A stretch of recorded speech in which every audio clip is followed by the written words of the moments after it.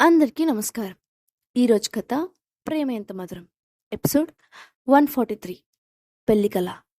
ఇక స్టోరీకి వెళ్తే అక్షయ్ స్నేహాల పెళ్లి త్వరలోనే జరగబోతుందని తెలుసుకున్న రజనీష్ కోపంతో ఊగిపోతూ ఎలాగైనా ఆ పెళ్లిని ఆపాలని నిర్ణయించుకున్నాడు. ఈ విషయాలన్నీ ఏమీ తెలియని స్నేహ మామూలుగా తన పని పూర్తి చేసుకొని ఇంటికి వచ్చింది. ఆ రోజు నుండి ఇంట్లో పరిస్థితులన్నీ చకచకా మారిపోతున్నాయి. పెళ్లి పనులు ఒక్కొక్కటిగా జరుగుతున్నాయి. మరోవైపు డాక్టర్ కూడా వచ్చి ఆమెను రెగ్యులర్గా చెకప్ చేసి వెళ్తున్నాడు. ఆమె కడుపులో ఉన్న బేబీ చాలా హెల్దీగా ఉందని, భయపడాల్సిన అవసరం లేదని డాక్టర్ చెప్పడంతో ఆమెకు సంతోషంగా అనిపించింది. మరో 4 రోజుల తర్వాత ఆఫీస్ నుండి త్వరగా ఇంటికి వచ్చిన అక్షయ్, స్నేహ త్వరగా రెడీ అవ్వు, మనం వెడ్డింగ్ డ్రెస్ ట్రై చేయడానికి వెళ్ళాలి, యువన్ను కూడా తీసుకురా అని చెప్పాడు. ఆ మాట వినగానే యువన్ పరిగెత్తుకుంటూ వచ్చి, వావ్ డాడీ, వెడ్డింగ్ డ్రెస్నా? నాకు కూడా స్పెషల్ డ్రెస్ ఉంటుందా అని అడిగాడు. తప్పకుండా ఉంటుంది, నీకు లేకుండా ఎలా? త్వరగా వెళ్ళి ఫ్రెష్ అయ్యరా, వెళ్దాం అని చెప్పడంతో థ్యాంక్ యూ డాడీ అని పరిగెత్తుకుంటూ రూంలోకి వెళ్ళిపోయాడు యువన్. కాసేపటి తర్వాత ముగ్గురు రెడీ అవ్వగానే అక్షయ్ వాళ్ళని తీసుకొని వెడ్డింగ్ స్టోర్కి వెళ్ళాడు. ఆ స్టోర్ కేవలం రిచ్ పర్సన్స్, సెలబ్రిటీస్ మాత్రమే వెళ్ళడానికి వీలయ్యే స్టోర్. అక్కడ అన్ని రకాల వెడ్డింగ్ స్టైల్స్లో లిమిటెడ్ ఎడిషన్లోని ఫేమస్ డిజైనర్ తయారు చేసిన డ్రెస్సులన్నీ ఉన్నాయి. అక్షయ్ రావడం చూసి ఆ స్టోర్ మేనేజర్ హడావిడిగా ముందుకు వెళ్ళి వారిని లోపలికి ఇన్వైట్ చేశాడు. స్నేహ స్టోర్ మొత్తాన్ని కళ్ళు పెద్దవి చేసి చూస్తూ ఉండిపోయింది. అక్కడ లేని డ్రెస్ అంటూ లేదేమో అనిపించింది. అక్షయ్ యువన్ను తీసుకొని మెన్స్ కార్నర్ వైపు వెళ్ళాడు. స్నేహ అక్కడే నిలబడి వెడ్డింగ్ గౌన్స్ను చూస్తూ నుంచుంది. ఇంతలో అక్కడికి వచ్చిన ఒక లోకల్ డిజైనర్ స్నేహను చూసి, మీరు స్నేహ మేడం అయి ఉండాలి, ఆమె కరెక్ట్ అని అడిగింది. దాంతో స్నేహ ఆశ్చర్యంగా, అవును, కానీ నేను మీకెలా తెలుసు అని అడిగింది. అప్పుడు అక్కడే ఉన్న షాప్ మేనేజర్ నవ్వుతూ, madam, Akshay sir last month ఇక్కడికి వచ్చి మీ పెళ్లి డ్రెస్సుల్ని రెడీ చేయమని ఆర్డర్ వేశారు. అందుకే మేం మీకోసం స్పెషల్గా అబ్రాడ్ నుండి శాంపిల్స్ని తెప్పించాం. మీరు దాన్ని ఒక్కసారి ట్రై చేసి చూస్తే మెజర్మెంట్స్లో ఏమైనా డిఫరెన్స్ వస్తే వాటిని అడ్జస్ట్ చేస్తాం అని చెప్పాడు. అక్షయ్ నెల క్రితమే వెడ్డింగ్ డ్రెస్ ఆర్డర్ చేశాడని తెలిసి స్నేహ కొంచెం షాక్ అయింది. అంటే అతను ఎప్పటినుంచో వెడ్డింగ్ ప్లాన్లో ఉన్నాడని అర్థం చేసుకుంది. ఇంతలో అందంగా ప్యాక్ చేయబడిన బాక్స్లో ఆమె వెడ్డింగ్ డ్రెస్ వచ్చింది. మేనేజర్ ఆ బాక్స్ని ఓపెన్ చేయమని చెప్పడంతో సేల్స్ గర్ల్ బాక్స్ ఓపెన్ చేసింది. అందులో నుంచి పీచ్ కలర్లో ఉన్న అందమైన డ్రెస్ కనిపించింది. దానిపై అందంగా వెండి ఎంబ్రాయిడరీ చేసి ఉంది. స్టోర్లోని లైటింగ్ ఆ డ్రెస్పై పడడంతో ఆ లైట్ రిఫ్లెక్ట్స్ అవుతూ వెడ్డింగ్ డ్రెస్ మెరిసిపోతోంది. దాంతో ఒక్కసారిగా ఆ స్టోర్లో ఉన్న వాళ్ళందరూ ఆ డ్రెస్ వైపు కళ్ళు తిప్పారు. ఇద్దరు సేల్స్ గర్ల్స్ ఆ డ్రెస్ను జాగ్రత్తగా పట్టుకొని, రండి మేడం అంటూ ఆమెను ఇన్నర్ రూమ్కి తీసుకువెళ్లారు. స్నేహ ట్రైలర్ రూమ్లో తన డ్రెస్ మార్చుకుంటూ ఉండగా బయట నుంచొని ఉన్న ఇద్దరు సేల్స్ గర్ల్స్ ఒకరితో ఒకరు మాట్లాడుకుంటున్న మాటలు ఆమె చెవిన పడుతున్నాయి. అక్షయ్ గారు పెళ్లి చేసుకోబోయే అమ్మాయి ఇంత అందంగా ఉంటారని నేను ఊహించలేదు అని ఎందో ఒక సేల్ గర్ల్. వెంటనే పక్కనే ఉన్న మరో అమ్మాయి, అవును, ఆ డ్రెస్తో పాటు ఆమె కూడా చాలా బ్యూటిఫుల్గా ఉంది. నీకు తెలుసా, వీళ్ళ పెళ్లి డ్రెస్సులను ఫ్రాన్స్లోని ఫేమస్ డిజైనర్ డిజైన్ చేశారని విన్నాను. నిజంగా అక్షయ్ గారు తనకు కాబోయే భార్య పట్ల కేరింగ్గా ఉన్నారు. ఇద్దరు చాలా అందంగా కూడా ఉన్నారు. నిజంగా ఆమె అదృష్టానికి నేను లోపల అసూయపడుతున్నాను అని అంది. స్నేహ వాళ్ళ మాటలు అప్రయత్నంగా వినడంతో చిన్నగా నవ్వుకుంది.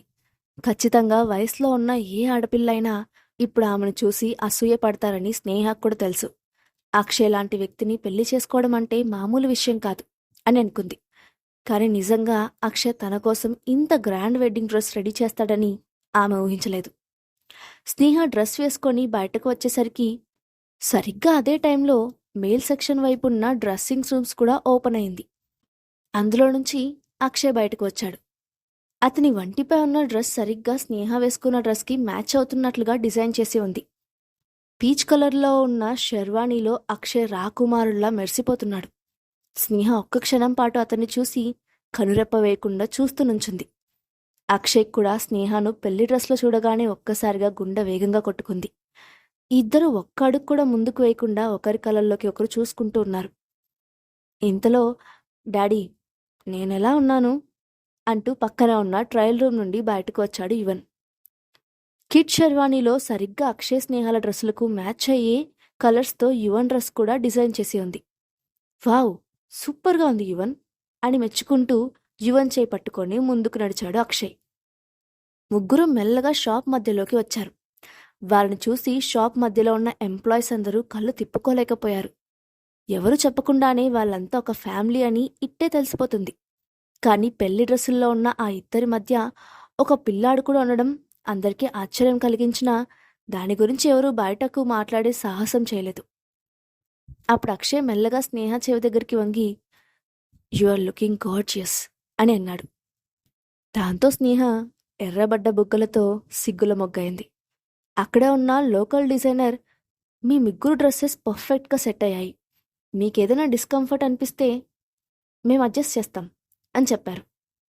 దాంతో అక్షయ్ వెంటనే, లేదు, డ్రెస్లన్నీ పర్ఫెక్ట్గా ఫిట్ అయ్యాయి, మేం వాటిని చేంజ్ చేసుకున్న తర్వాత మీరు ప్యాక్ చేసి కారులో పెట్టించండి అని చెప్పాడు.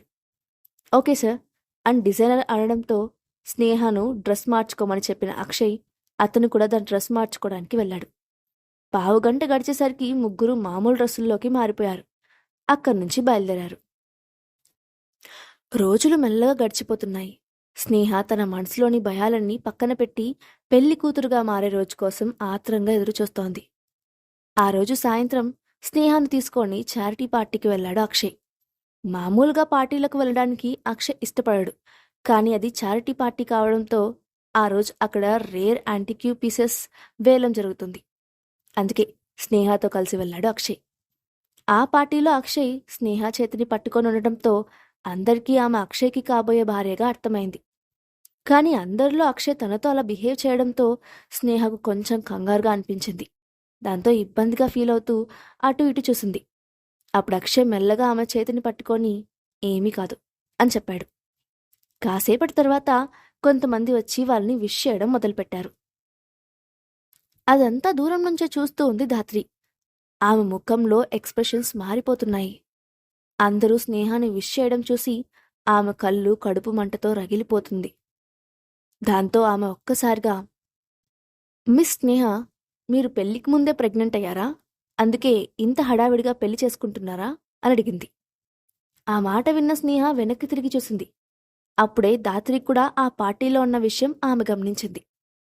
ధాత్రి పెద్దగా మాట్లాడిన ఆ మాటలు అక్కడ ఉన్న వాళ్ళందరిలో ఒక్కసారిగా కలకలం రేపాయి. అందరూ స్నేహను విచిత్రంగా చూశారు. ఇంతలో అక్షయ్ మాట్లాడుతూ, మీరనుకున్నట్లు ఏం లేదు, మేమిద్దరం చాలా కాలంగా ఒకరికొకరు తెలుసు. నేను ఎంత ట్రై చేసినా చాలా రోజుల వరకు స్నేహ నా ముఖం కూడా చూడలేదు. నేను ఆమెను పెళ్లి చేసుకోవడానికి చాలా కష్టపడాల్సి వచ్చింది అంటూ స్నేహ నడుంపై చేవేసి ఆమెను దగ్గర తీసుకుంటూ అందరి ముందు చెప్పాడు అక్షయ్. ఆ మాట విని అక్కడున్న వాళ్ళందరి ముఖాల్లో అసూయ స్పష్టంగా కనిపించడం మొదలైంది. ధాత్రి ముఖంలో నెత్తిటి చుక్క లేనట్లు పాలిపోయింది. అప్పుడు ధాత్రి అతనికి దగ్గరగా వచ్చి చిన్నగా నవ్వి, నువ్వు చెప్పింది నేను నమ్మినట్లు నటిస్తాను, కానీ వేద ఫ్యామిలీ నమ్ముతుందా అని అడిగింది. ఆ మాటకు అక్షయ్ అమ్మ వైపు సీరియస్గా చూశాడు. ఆ చూపుతో ధాత్రి కళ్ళల్లో తెలియని భయం కనిపించింది. వెంటనే అక్కడి నుండి దూరంగా వెళ్ళింది. దాంతో పార్టీ మళ్ళీ సజావుగా సాగడం మొదలైంది. ఇంతలో ఎవరో వచ్చి అక్షయ్ను పలకరించడంతో వాళ్ళతో మాట్లాడుకుంటూ దూరంగా వెళ్ళాడు అక్షయ్. దాంతో స్నేహ ఒక్కతే కాసేపు అక్కడే కూర్చుంది. కానీ ఆమెకు కొంచెం బోరింగ్గా అనిపించడంతో అక్షయ్ను వెతుక్కుంటూ వేలం జరిగే బాంకెట్ హాల్కి వెళ్లడం మొదలుపెట్టింది. ఇంతలో అటుపక్కనే ఉన్న రూంలో నుంచి ఎవరో ఇద్దరు వ్యక్తులు మాట్లాడుకుంటున్న మాటలు వినబడుతున్నాయి. హఠాత్తుగా ఆ మాటల్లో ధాత్రి పేరు వినబడడంతో స్నేహ అక్కడే ఆగిపోయి లోపలికి చూసింది. ఆ రూంలోని కిటికీ దగ్గర ఎవరో ఒక జంట వెనక్కి తిరిగి నిలబడి ఉంది. అందులో ఆ అమ్మాయి గొంతు బాధగా వినిపిస్తోంది. ఆమె పక్కన ఉన్న వ్యక్తితో, నువ్వు ఎప్పుడు ఆ ధాత్రిని ఎందుకు ఇష్టపడతావు? ఆమె వల్లే నువ్వు నా గురించి ఆలోచించడం లేదా అని దీనంగా అడుగుతోంది.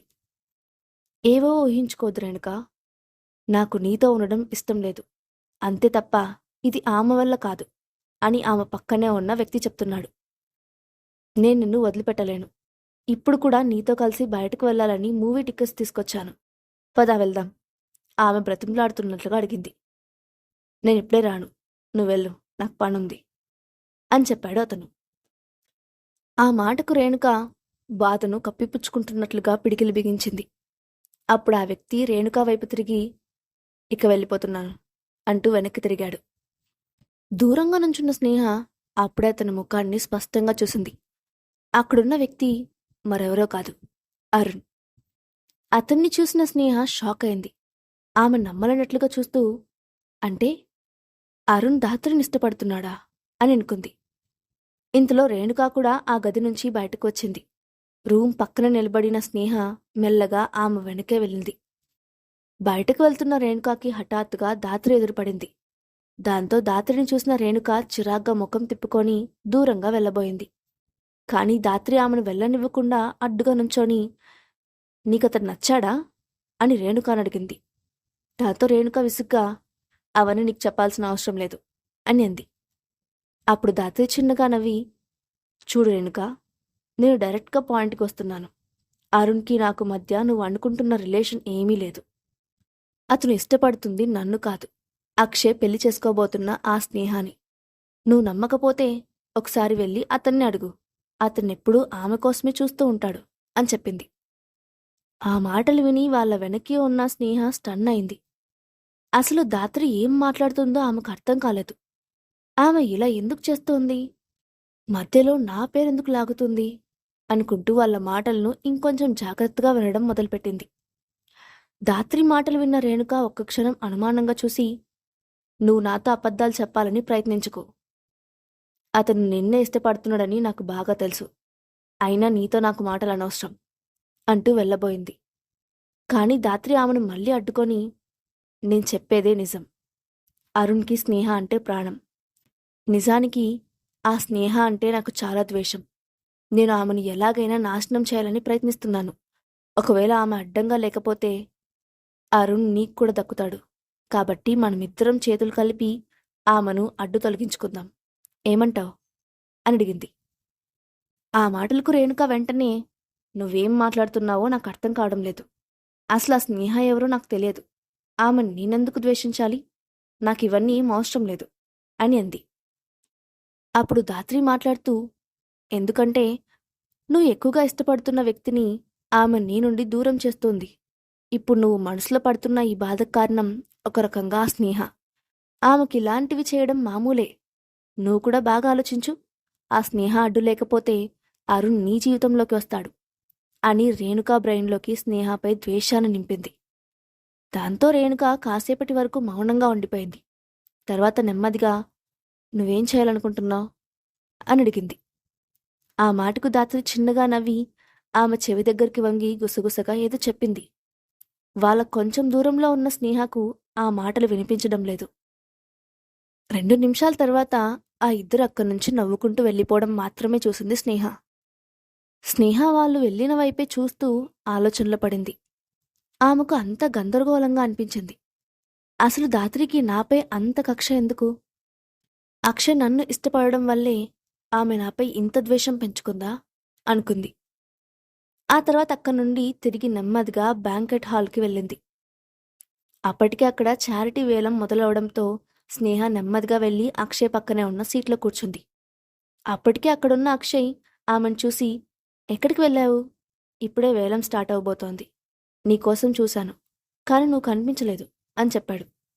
స్నేహ ఏం మాట్లాడకుండా చిన్నగా నవ్వి ఊరుకుంది. ఆమె ఎందుకో డల్గా ఉందని గమనించిన అక్షయ్, స్నేహ ఏమైంది? నువ్వు కంఫర్టబుల్గానే ఉన్నావా అని అడిగాడు. దాంతో స్నేహ, నేను బాగానే ఉన్నాను అంటూ యాక్టివ్గా ఉన్నట్లు నటించింది. కానీ అక్షయ్ ఆమెను అనుమానంగా చూసి నుదుటిపై చేవేసి చెక్ చేస్తూ, స్నేహ ఏమైంది? ఏదైనా ఉంటే వెంటనే చెప్పు అని అడిగాడు. దాంతో స్నేహ అతనికి చెప్పాలా వద్దా అని ఆలోచిస్తూ మౌనంగా ఉంది. అప్పుడే ఆమె కను చివర్ల నుండి హాల్లోకి వస్తున్న ధాత్రి ఆమె కంటపడింది. తాను ఎంత అడుగుతున్నా స్నేహ పరధ్యానంగా దూరంగా చూస్తుండడంతో అక్షయ్ కూడా తల తిప్పి అటువైపు చూశాడు. అక్కడ కనిపించిన ధాత్రిని చూడగానే అతడు స్నేహ వైపు చూసి, ఆ ధాత్రి మళ్ళీ ఏమైనా చేసిందా అని అడిగాడు. ధాత్రి చేసిన ప్లాన్ గురించి స్నేహ అక్షయ్తో చెప్తుందా? అరుణ్ని అడ్డు పెట్టుకొని ధాత్రి తాను అనుకున్నది సాధిస్తుందా? నెక్స్ట్ పార్ట్లో చూద్దాం. Thanks for watching.